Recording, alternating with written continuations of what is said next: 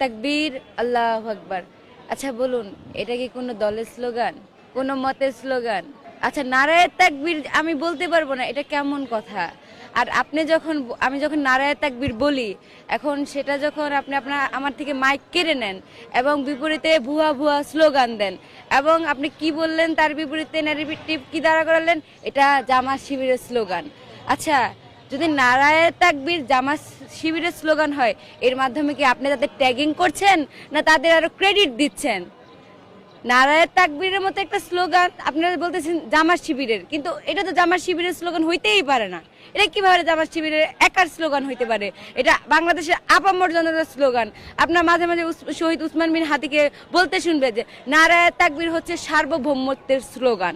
নারায়ে তাকবীর হচ্ছে যখন সীমান্তে শকুনেরা আমাদের সীমান্তের মধ্যে আইসা ঝামেলা করে, তখন কৃষক মানে শ্রমিক যে যেখানে আছে তারা সবার আগে নারায়ে তাকবীর বলে নিজের জীবনের তোয়াক্কা না করে কিন্তু সীমান্তে ঝাঁপায় পড়ে। তাদের কোনো লাভ নাই, লাভ একটাই, বাংলাদেশের সার্বভৌমত্ব। নারায়ে তাকবীর স্লোগান আপনারা সহ্য করতে পারতেছেন না কেন? নারায়ে তাকবীর স্লোগান কি আপনারা ওন করেন না? আল্লাহর মহত্ব কি মানে যে কেউ বলতে পারে না? এটা কিভাবে আপনারা বলতে পারেন একটা নির্দিষ্ট দলের স্লোগান? আমি ঠিক এই জায়গাটায় আমার হচ্ছে আমি দ্বিমত এবং তীব্র নিন্দা জানাই। আর দ্বিতীয় কথা হচ্ছে, আমি দেখবেন এই পর্যন্ত কোনো স্লোগান কেউ দিচ্ছে আমি তাকে দিতে দেই নাই, এরকম কিছু হয় নাই। আপনার নিজস্ব স্লোগান থাকতে পারে, দেন স্লোগান।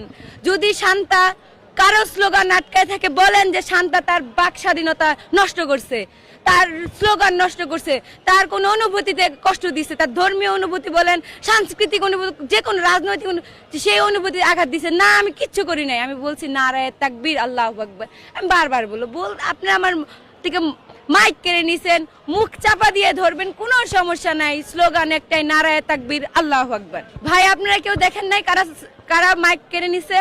আমার বলতে হবে। এই স্বাধীন সার্বভৌম বাংলাদেশে এখন এটা আমার বলতে হবে।